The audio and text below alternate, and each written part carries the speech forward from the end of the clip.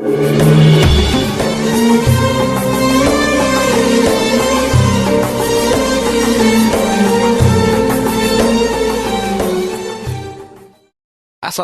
warahmatullahi wabarakatuh.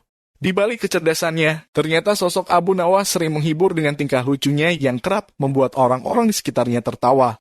Karena hal tersebut, tak jarang teman-temannya sering mengajak berlibur ke sebuah tempat. Teman-temannya berpikir jika berlibur bersama Abu Nawas akan membuat suasana menjadi asik. Dan tentu tidak membosankan.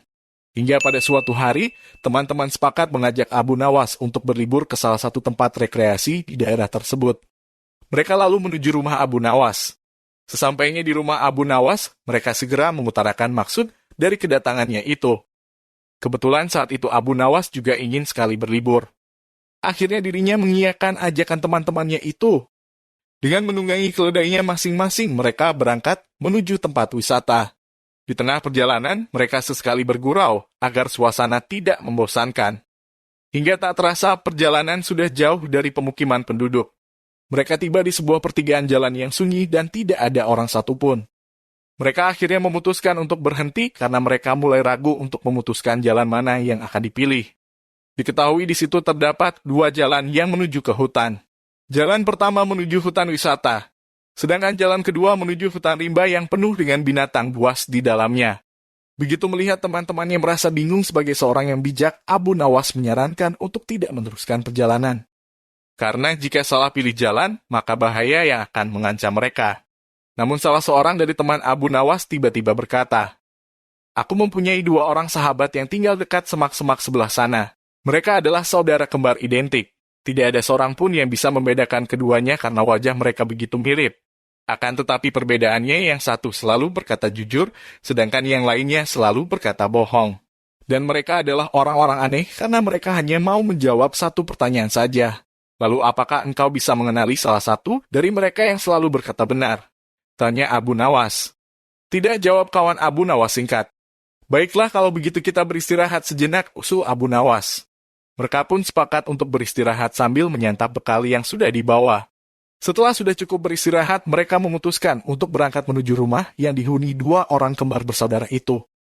Setelah sampai di rumah itu, maka keluarlah salah seorang dari dua orang kembar bersaudara itu. "Maaf, aku sangat sibuk hari ini, engkau hanya boleh mengajukan satu pertanyaan saja, tidak boleh lebih," katanya. Abu Nawas yang tidak ingin membuang-buang kesempatan, langsung menghampiri orang itu dan berbisik. Begitu juga dengan orang tersebut yang menjawab pertanyaan Abu Nawas dengan membisikinya. Setelah itu Abu Nawas mengucapkan terima kasih dan segera mohon diri.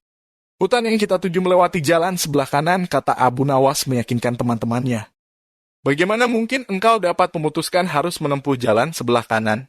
Sedangkan kita tidak tahu apakah orang yang kita tanya itu orang yang selalu berkata benar atau yang selalu berkata bohong." Tanya salah seorang dari mereka penasaran. "Karena orang yang kutanya menunjukkan jalan yang sebelah kiri," jawab Abu Nawas. Teman-temannya itu tampaknya masih belum mengerti, sehingga Abu Nawas menjelaskan kembali.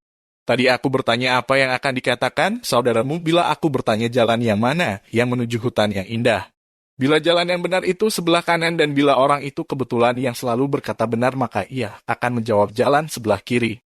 Karena ia tahu saudara kembarnya akan mengatakan jalan sebelah kiri sebab saudara kembarnya selalu berbohong. Bila orang itu kebetulan yang selalu berkata bohong, maka ia akan menjawab jalan sebelah kiri.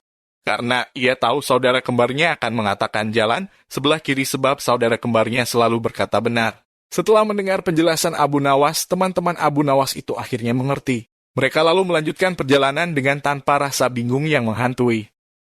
Apa kesimpulanmu dari kisah ini? Coba tulis di kolom komentar. Terima kasih sudah menonton. Like dan subscribe itu sangat berarti bagi kami untuk menambah semangat membuat video yang islami, menarik, dan lebih bermanfaat lainnya. Wassalamualaikum warahmatullahi wabarakatuh.